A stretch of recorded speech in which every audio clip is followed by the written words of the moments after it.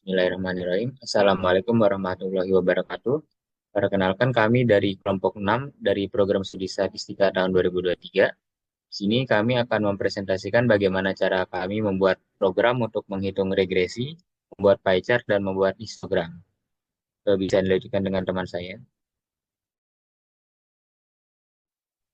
Oke, kelompok kami terdiri dari Bima Andi Saputra, Arya Yudi Ismail, Proses Sendiri, dan Oki Ramadan Pramono. Kami dari Sasika 2003. Sebelum memulai program ini, langkah awal itu kita harus mengimport beberapa library yang digunakan. Yang pertama ada Pandas, Matplotlib.pyplot, Seaborn, NumPy, dan sklearn. Untuk fungsinya, Pandas digunakan untuk manipulasi data berbentuk tabel atau data frame. Yang kedua ada matplotlib.pyplot, digunakan untuk membuat visualisasi seperti histogram dan pie chart. Selanjutnya ada NumPy, yaitu berfungsi untuk operasi bilangan numerik.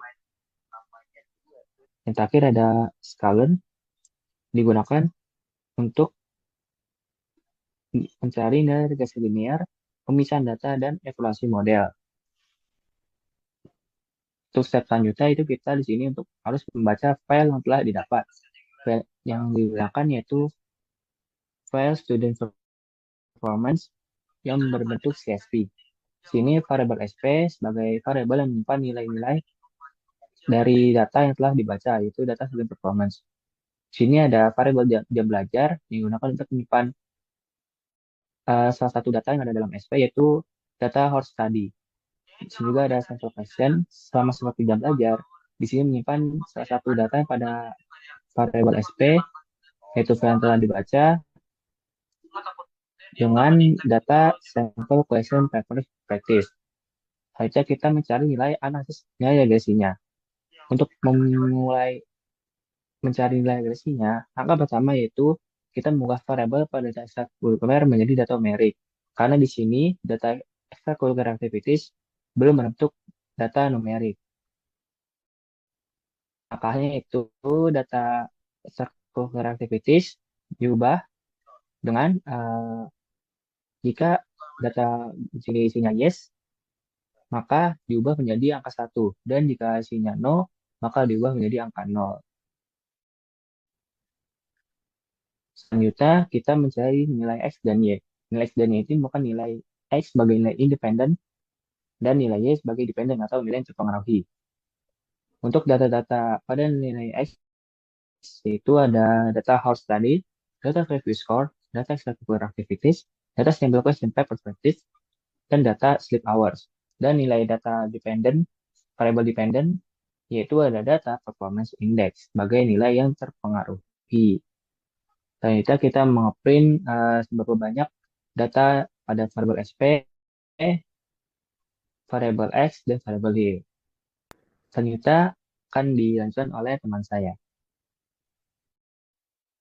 Selanjutnya, split data test dan train, yaitu membagi data yang sebagian digunakan untuk melatih model regresi dan sebagian lainnya digunakan untuk menguji model tersebut. Di sini TSS-nya yaitu 0,2, berarti sebanyak 20% data digunakan untuk mengetes atau menguji model yang telah dibuat dan sisanya yaitu 80% digunakan untuk melatih model. Kemudian untuk membuat model linear regresinya menggunakan model linear regression dan model fitnya X-train dan Y-train, yaitu 80% dari data yang digunakan untuk melatih model. Kemudian kita print nilai koefisien dan intercept. Koefisiennya itu model coef dan interceptnya model dot intercept. Kemudian membuat prediksi pada data uji dengan Y-pred sama dengan model dot predict X-test, yaitu data X yang digunakan sebagai data uji.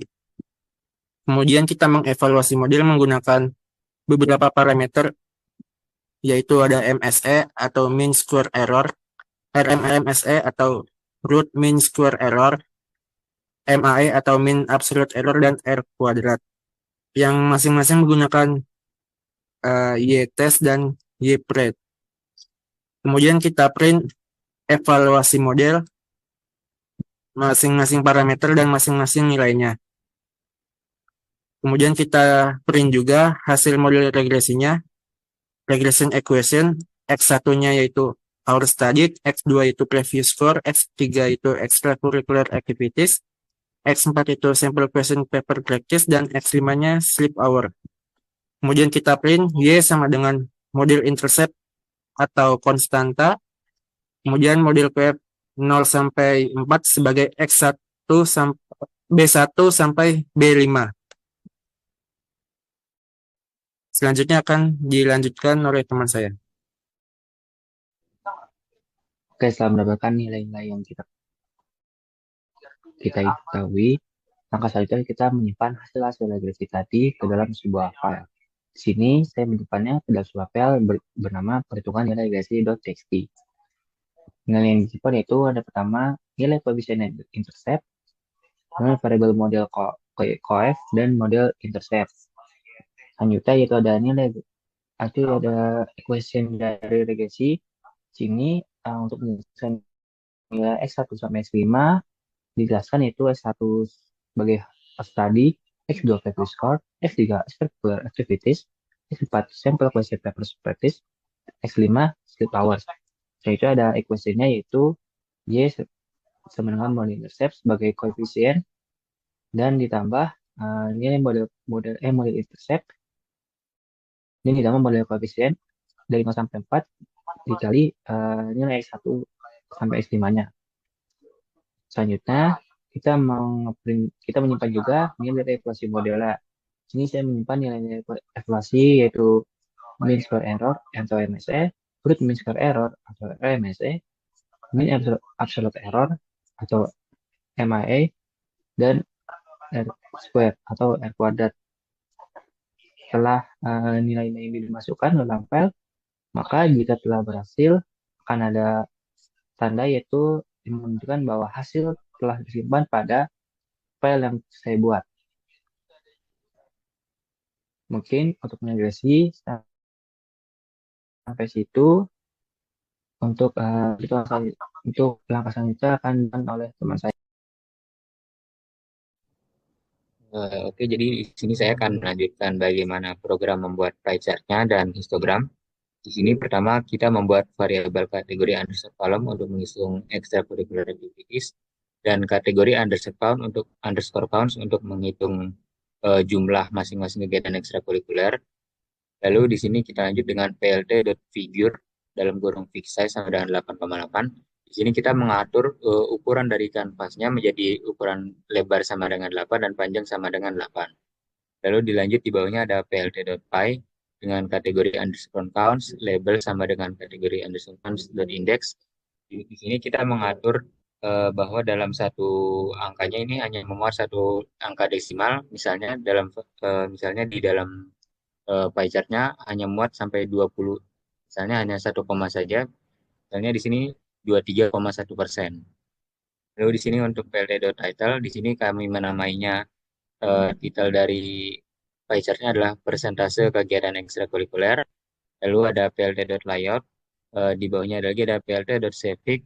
Di sini kita menyimpannya dengan nama pie chart ekstrakurikuler dengan format PNG. Lalu plt.c untuk untuk menampilkan pie chart-nya. Lalu di sini yang ketiga membuat histogram. Di sini programnya yang pertama ada plt.figure sama seperti sebelumnya. Di sini kita untuk mengatur ukuran kanvasnya. Di sini saya mengaturnya dengan panjang 12 dan lebar 6. Lalu ada plt.subplot untuk mengatur letaknya. Di sini dengan isinya 1,1,1 yang berarti satu indeks, satu baris, dan satu kolom. Di sini untuk plt.histogramnya, di sini kita membagi kelas dari histogram menjadi 9 dengan warna batang histogramnya sky blue dan warna garisnya black.